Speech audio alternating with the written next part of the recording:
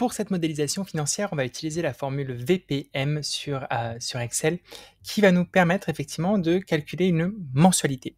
Je vous montre comment ça fonctionne. On a ce qu'on appelle ici un tableau à double dimension, c'est-à-dire qu'on a des colonnes qui vont varier et des lignes qui vont varier. On a le taux et le nombre d'années pour l'emprunt. Effectivement, on a plusieurs informations. On a le montant de l'emprunt qui est de 200 000 euros, un taux qui est variable et des années qui sont variables aussi. Je pourrais très bien d'ailleurs me séparer de tout ça. On a juste le montant de l'emprunt qui reste fixe. La formule VPM doit être en négatif, sinon elle fera apparaître un résultat négatif. La première chose qui va varier, c'est le taux. Donc le taux, je prends celui-là, je prépare dès le début le fait que je vais figer certaines colonnes parce que je vais tirer ma cellule à droite et à gauche. Et donc la première chose que l'on va avoir, c'est le taux. Vous pouvez laisser A4 si vous ne voulez pas tirer vos cellules, et donc vos colonnes notamment ici. Mais A4, je serai toujours dans la colonne A parce que tous mes taux sont en A. La première chose, c'est que ce taux qu'on voit ici, de 4%, il est en réalité annualisé.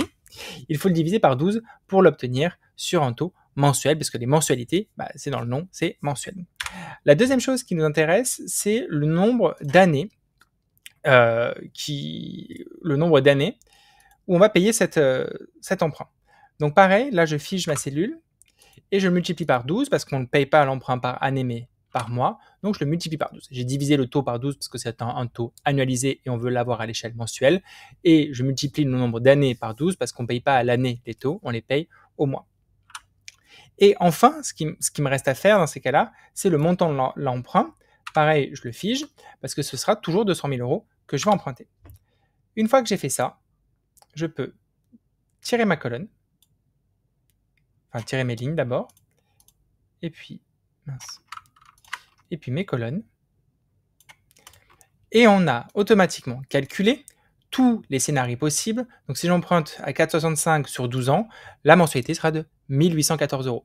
Si jamais j'emprunte 300 000, pourquoi pas, tout s'actualise. Ça nous permet d'avoir les informations très rapidement en une seule formule, la VPM, qui nous permet effectivement de calculer une mensualité selon les taux ou les années. Donc là, on a une double dimension. Ça nous permet d'avoir les informations très rapidement. Ça peut être utile pour calculer des mensualités d'un emprunt immobilier, des calculs d'un crédit à la consommation, un taux de retour sur investissement, par exemple, donc de rentabilité financière, etc. Vraiment, la modélisation est infinie.